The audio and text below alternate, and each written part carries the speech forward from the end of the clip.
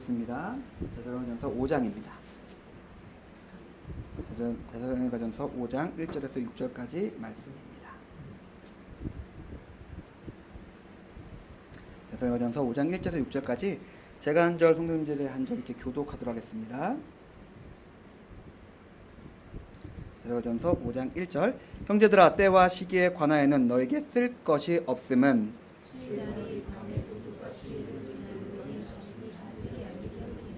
그들이 평안하다 안전하다 할 그때에 임신한 여자에게 해산의 고통이 이름과 같이 멸망의 갑자기 그들에게 이르리니 결코 피하지 못하리라.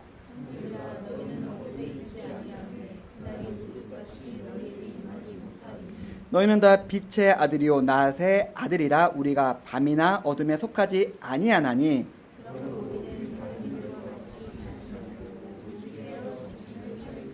아멘. 김문신 목사 감사함을 드립니다. 소영 목사 감사함을 드립니다. 김문혜 집사 감사함을 드리고 윤창록 성도 월드컵 참가 감사원금 드리고 한길준 사님 교회 관념을 지킬 것을 믿고 감사함을 드리셨습니다. 기도하겠습니다. 하나님, 이제 저희가 주의 말씀 앞에 섭니다. 감히 목사가 주의 말씀을 헤아려 말씀을 나누는 이 시간, 주의 영이 진리의 영이 이 시간 우리와 함께하여 주셔서 우리로 깨닫게 하시고 알게 하시고 변화시켜 주시는 능력의 역사가 이 말씀을 통해 함께 있기를 소원합니다. 주님 함께하여 주시고 또 우리가 주의 앞에 나올 때에 우리의 가진 것들을 주의 약속과 말씀과 명령과 우리 안에 기쁨과 선에 따라 주의 제단 앞에 내려놓습니다. 이 예물로 주의 공동체가 세워지며 주의를 잘 감당할 수 있게 하나님 함께하여 주시고 드리는 속들 가운데도 주님 한량없는 복 내려 주시옵소서. 감사드립니다. 예수님의 이름으로 기도드렸습니다. 아멘. 우리가 계속해서 데살로니가 전서의 말씀을 살펴보고 있는데 오늘은 특별히 종말에 관한 이야기를 하고 있습니다. 누가 구원을 받고 언제 예수님이 오시는가, 이 문제에 대해서 이야기를 하고 있는데 한번 제가 조금 제 식으로 답을 좀 내보고 싶어요. 누가 구원을 받고 예수님이 언제 오시는가? 교회가 있고 교회 공동체가 있고 기독교인이 있는데 사람들은 이 교회와 예수를 믿는 사람들을 바라보면서 세 가지로 나눠서 봐요. 전적으로 누구보다도 신뢰하는 예수의 공동체와 교회와 예수의 제자들이 있습니다. 우리가 잘 알고 있는 예수님의 공동체의 그런 모습들이죠. 또 어떤 사람들이 있냐면 반대요. 정반대로 극도로 불신 받으면서 세상보다 더 안 좋은 곳으로 여기는 교회가 있고 예수를 믿는 사람들이 있습니다. 그리고 중간이 있어요. 중간은 그냥 무관심해요. 무관심하고 신뢰라고 할 것도 없이 떨어져 있는 교회와 공동체가 있습니다. 예수님의 시대를 비교하면 당연히 예수님의 공동체는 능력 있고 많은 사람들이 거기서 변화받고 있는 신뢰받는 공동체가 있었어요. 그리고 중간에 아예 진짜 이 더러운 세상 내가 떠나버리고 만다라고 하면서 광야로 들어가서 에세나파라 부르는데 세례 요한처럼 광야에 들어가서 그 거룩과 순결을 지키고 하나님 말씀대로 살고자 하는 공동체가 있었습니다. 반대가 있었죠. 우리가 잘 알고 있는 바리새인들과 사두개파 제장들이 있었어요. 이렇게 쭉 나눠서 살펴볼 수 있는데 이렇게 나누어 보면은 한 발 떨어져서 나누어 보면은 명확히 보입니다. 누가 구원받는 예수의 사람들일까요? 한 발짝 떨어져 보면은 100%가 있고 마이너스 100%가 있고 잘 모르게, 그러니까 좋은 사람인 건 알겠는데 그냥 따로 떨어져 있는 사람들이 있습니다. 나누어 보면은 누가 예수님이 다시 이 땅에 오신다고 말했을 때 그 시간에 예수 옆에 서 있는 사람인지를 알 수가 있어요. 지금 예수 옆에 서 있는 사람이 그때도 예수 옆에 서 있는 사람일 것입니다. 썩어져 버려지는 소금은 지금도 썩어져서 버려지는 소금이고 짠맛 잃은 소금이고 지금도 선하고 의로운 삶으로서 빛으로서 산 위에 있는 동네처럼 숨겨질 수 없는 선하고 의로운 삶을 사는 사람들은 지금도 그때도 그렇게 살아갈 것이기 때문에 그렇습니다. 오늘 우리가 이 말씀을 나누고자 합니다.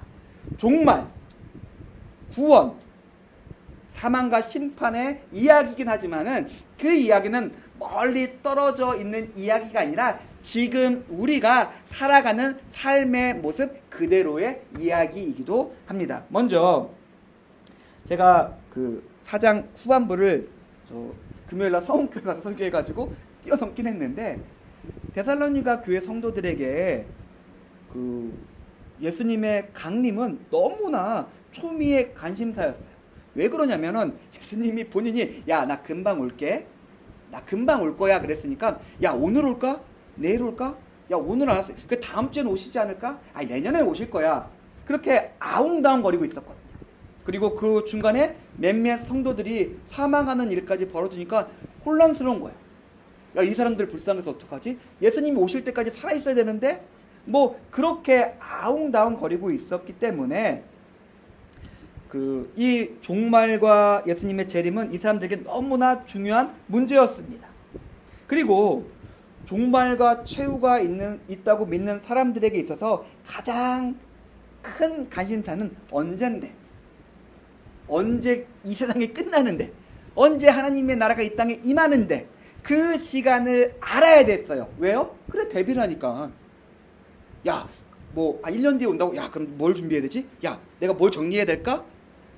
이뤄야 됐기 때문에 종말이라는 것은 이 사람들에게 너무 중요한 문제였어요. 그런데 오늘 그 성경에서의 바울도 그렇고 예수님도 그렇고 야 그거 알 필요 없는데, 그거 그렇게 중요한 문제 아닌데. 물론 성경도 예수님도 바울도 역사와 세상의 마지막에 대해서 말하지만은 그분들에게 그것은 결코 그렇게 중요한 문제가 아니라 야 그렇게 말할 필요가 없어 라고 이야기하는 거리였습니다. 정작 본인이 중요하게 생각한 문제들은 따로 있으셨어요. 왜 그럴까요? 우리가 가진 일반적인 종말에 대한 두려움과 그 두려움으로 인해서 발생하는 과도한 집착은 대부분 역효과를 만들어냅니다.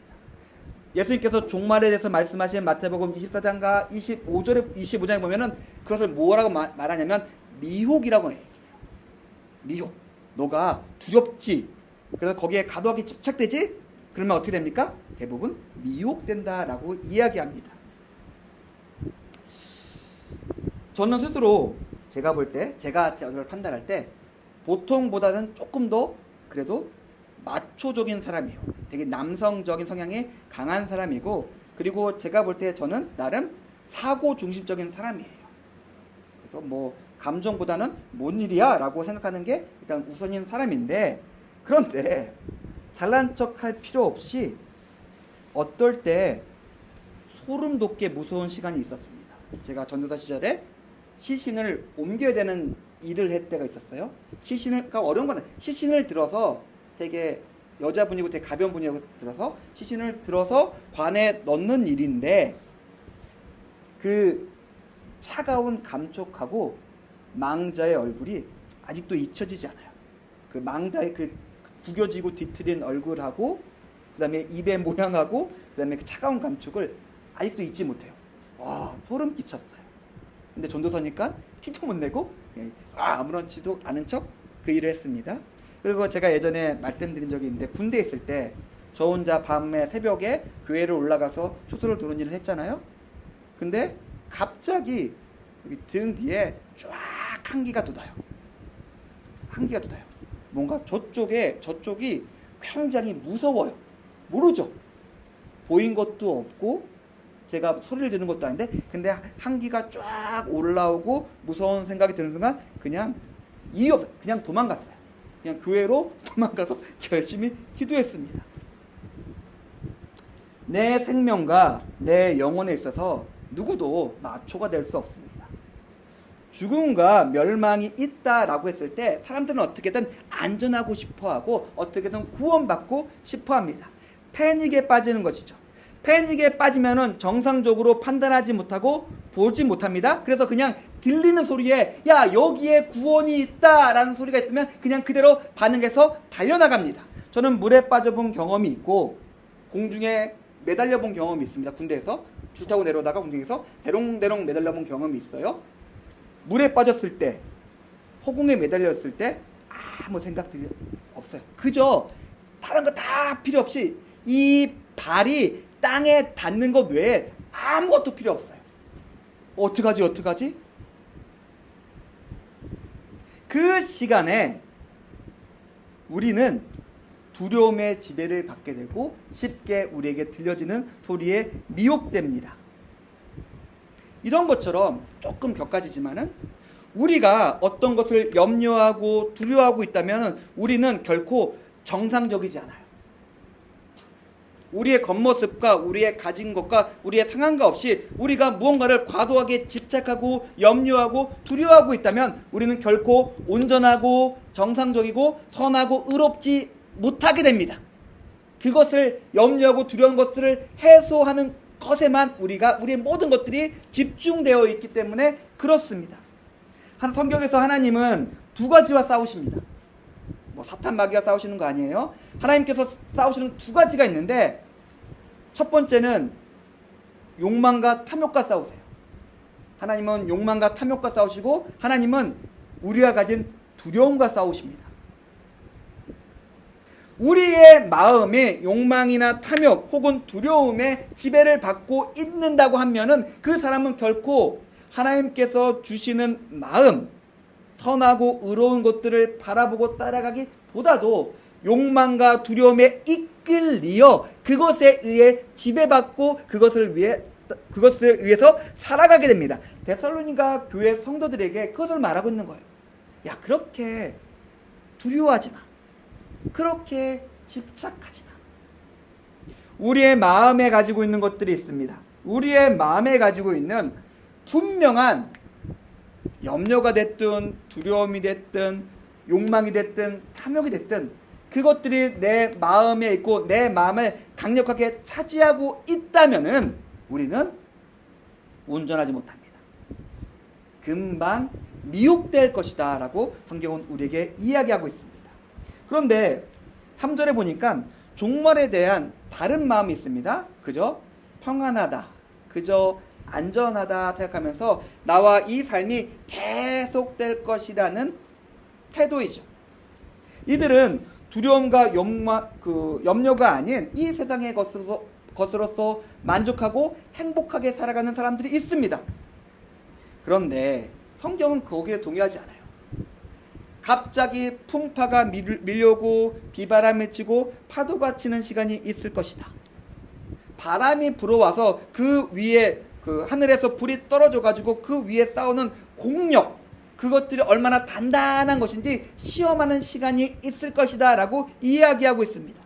세상은 내가 가진 것들과 내가 지금 쌓아 올린 것들이 영원할 것이라 생각을 해요. 그래서 이것이 영원할 것이기 때문에 그 안에서 내가 최적으로 행복할 것들과 안전할 것들만 도모하면서 살아갑니다. 그런데 성경은 끝나는 시간이 있다. 쾅 하고 쳐서 그 힘과 파도가 쾅 치어오른 다음에 계속해서 전파되는 것 같지만 그 힘과 에너지가 끝나는 시간이 있다라고 우리에게 알려주고 있습니다. 흔히 바보라고 말하는 사람들이 있습니다. 인격 모욕적인 표현이기도 하지만은 너무나 뻔하고 당연한 사실조차 이해하지 못하고 아주 단순한 것조차 행하지 못하는 사람을 우리는 바보라고 부릅니다. 성경에서 하나님께서 야, 이 바보야 라고 부르는 사람들이 있습니다. 야, 이 어리석은 자야, 미련한 자야 라고 부르는 사람들이 있습니다. 여러 가지 그것들을 한번 설교 시간에 쫙 이야기할 시간이 있을 것 같긴 한데, 근데 요약하자면 허무한 것을 잡으려고 노력하는 사람들이에요. 그리고 그것은 무엇이냐면 자기 안에서 나오는 죄와 욕망과 탐욕을 계속해서 영원할 것이라 생각하면서 그것들을 붙잡기 위해서 발버둥 치면서 미혹된 사람들에 대해서 성경과 하나님은 어리석다라고 이야기하고 있습니다. 왜요? 결국 하나님의 영광과 하나님의 거룩의 임재 앞에서 그 모든 것들은 사라질 것이기 때문에 그렇습니다. 어둠인데 빛이 딱 켜졌을 때 어둠은 존재하지 않는 것처럼 결국 사라질 거 허무한 것을 위해서 자기의 삶과 생명과 영혼의 모든 것을 쏟아붓는 사람들을 성경은 어리석다라고 우리에게 이야기하고 있습니다. 제가 앞에서 말씀드렸던 우리가 두려운 것이 있다면 반대의 것이 있습니다. 두려운 것과 허무한 것이 있습니다. 성경은 다른 것이 말해요. 여기 말씀과 직접적인 연관은 안 되지만 믿음, 소망, 사랑 이 세 가지는 영원할 것이다 라고 말하는 영원한 것이 있습니다. 우리가 마음속에 가지고 있으면서 그 마음의 것을 이루려고 살아가는 것들은 영원한 것입니까? 아니면 허무한 것 혹은 두려운 것입니까? 그냥 단순하게 이 세 가지 것에서 내 마음은 어디에 기울어져 있으며 내 마음의 내용들은 무엇으로 채워져 있는지를 우리는 분간할 수 있어야 돼요. 나는 여기에 이끌렸구나. 맞네, 여기에 이끌렸네. 그러면서 세우는 것이죠. 이것은 이것이 나를 이렇게 이끌어가지고 이렇게 생각하고 이렇게 감정을 느끼고 이렇게 행동하게 만들었네. 잘못됐구나. 다시 우리의 마음을 세워야 됩니다. 그런데 재밌는 것은 예수님도 바울도 종말이 도둑같이 임한다고 말했는데 바울은 아니 도둑같이 임하지 않을 거야. 4절에 보니까 그날이 도둑같이 너에게 임하지 못할 것이다 라고 말합니다. 아니 모순이죠. 바울은 분명히 도둑같이 올 거야 라고 이야기했고 2절에 보니까 예수님도 도둑같이 임할 거야 라고 이야기했는데 너희에게는 도둑같이 임하지 않을 거야 라고 이야기하고 있습니다. 조금 말을 좀 길게 해보면은 어떤 사건이 일어납니다. 어떤 사건이 일어났는데 누군가에게는 세상이 끝장날 것 같은 참혹한 사건이에요. 근데 또 어떤 누군가에게는 너무나 기쁨의 시간입니다. 1945년 8월 15일 날 일제가 패망했습니다. 당연히 패망이잖아요. 패하고 망했어요. 일본 제국의 식민들에게는 그것은 세상이 무너지는 소리였지만 우리는 해방의 소식이었습니다. 너무나 기쁜 소식이 되는 것이죠. 뭘까요?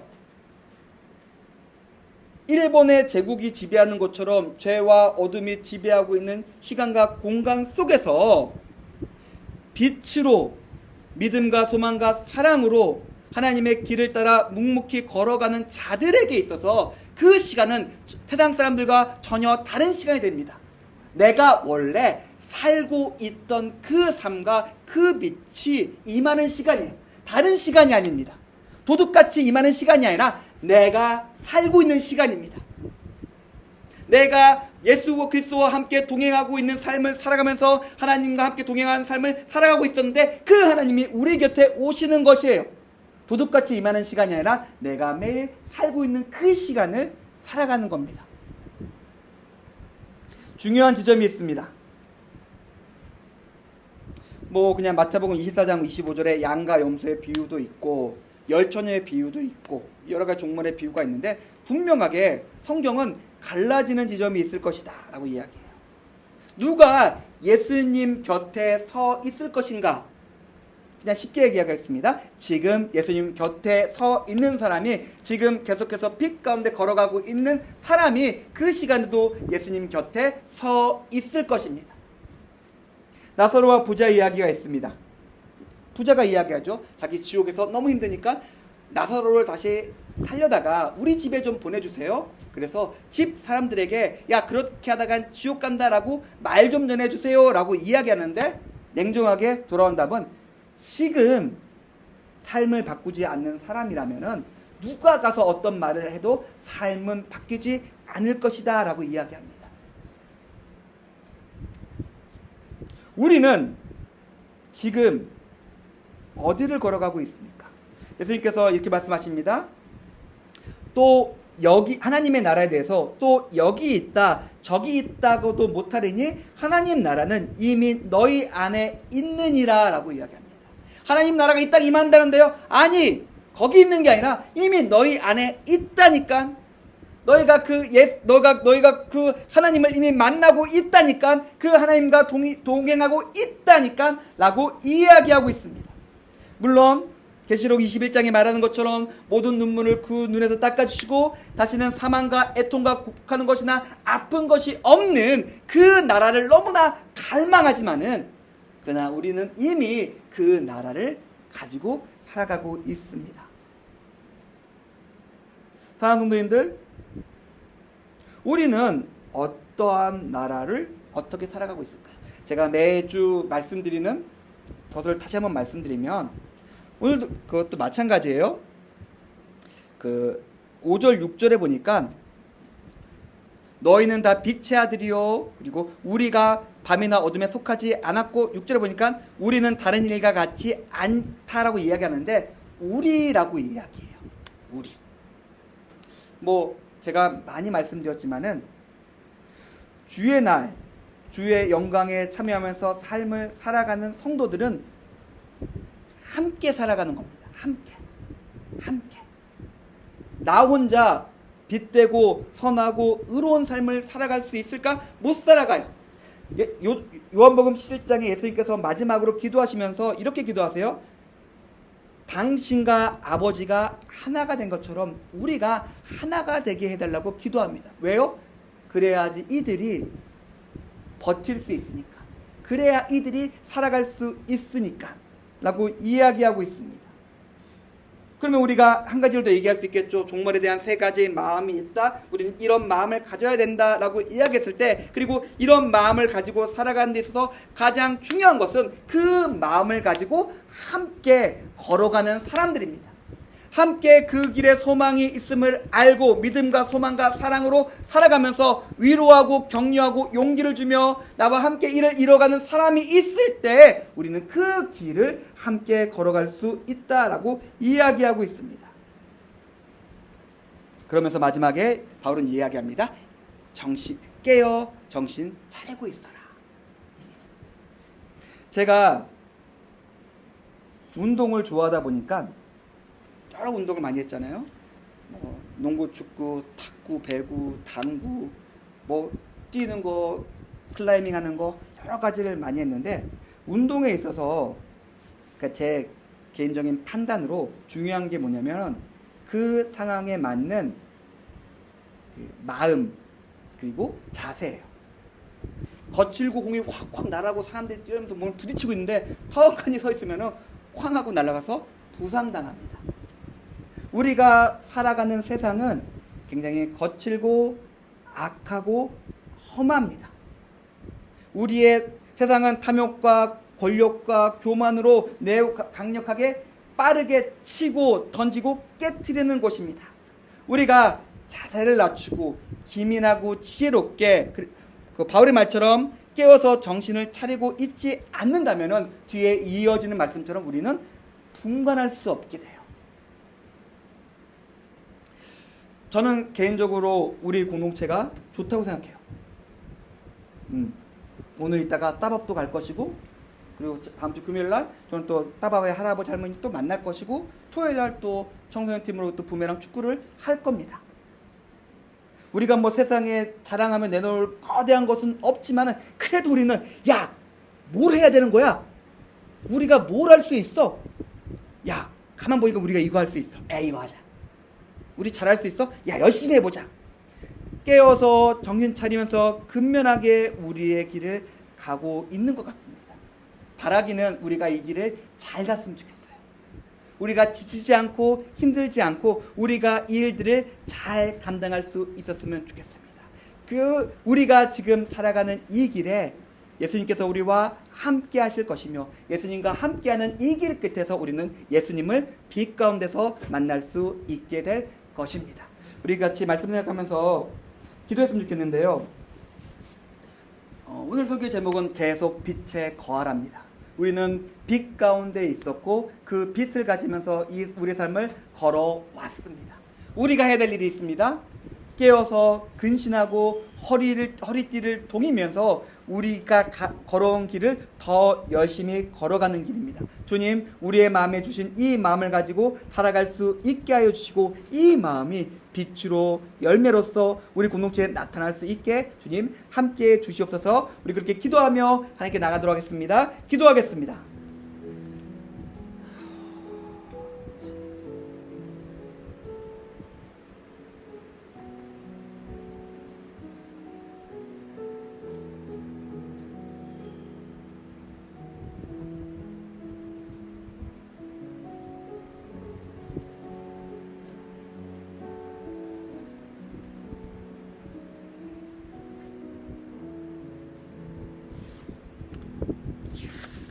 예, 광고 드리겠습니다. 오늘 7월 셋째 주일이고 오늘 따밥 봉사가 있습니다. 예, 뭐 여러 가지 사항으로 다 같이 참여하지 못하는데 좀 무한할 땐 있어요.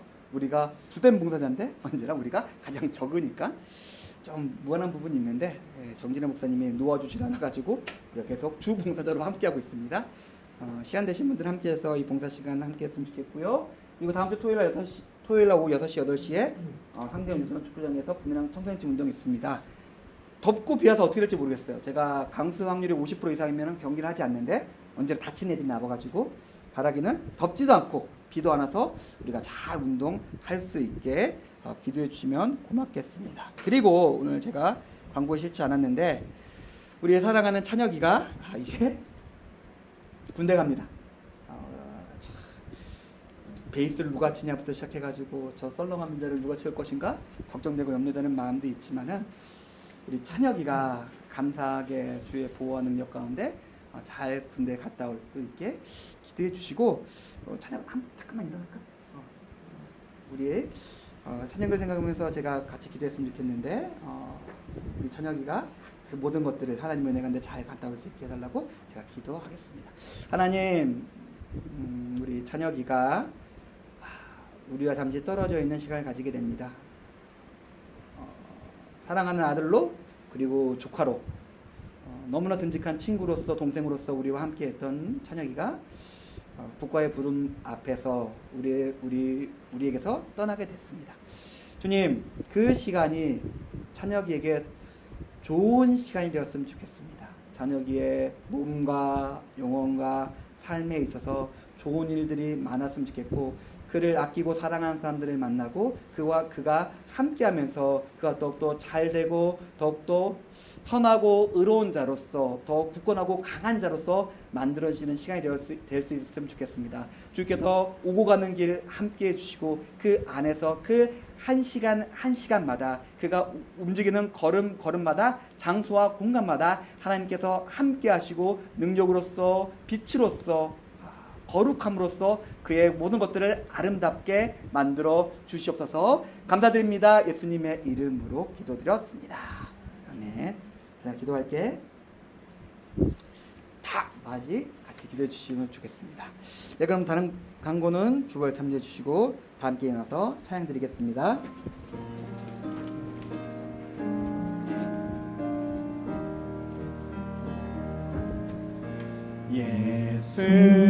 예수님의 은혜와 하나님의 사랑과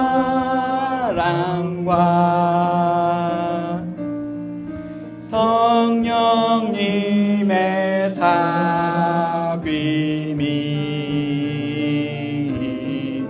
우리와 함께 하기를.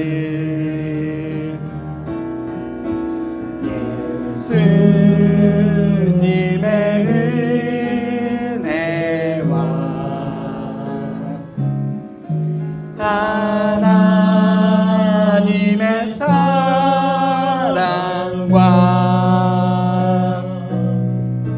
성령님의 사귐이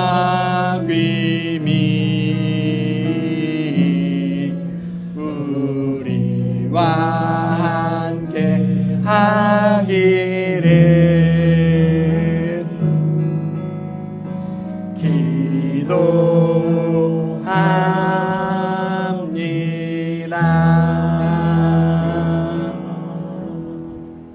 기도하겠습니다. 예수님의 은혜와 하나님의 사랑과 주님께서 함께 하시고 빛 가운데 서 있게 하시며 임재 가운데 우리로 승리하게 하시는 사귐이 이제는 우리의 마음을 열고 빛으로 온전하게 거룩하게 걸어가기로 작정하는 여기 모인 모든 자들과 특별히 이제 군 입대를 앞두고 있는 찬혁이의 몸과 마음과 삶의 여정 가운데 이제부터 영원히 함께할지어다.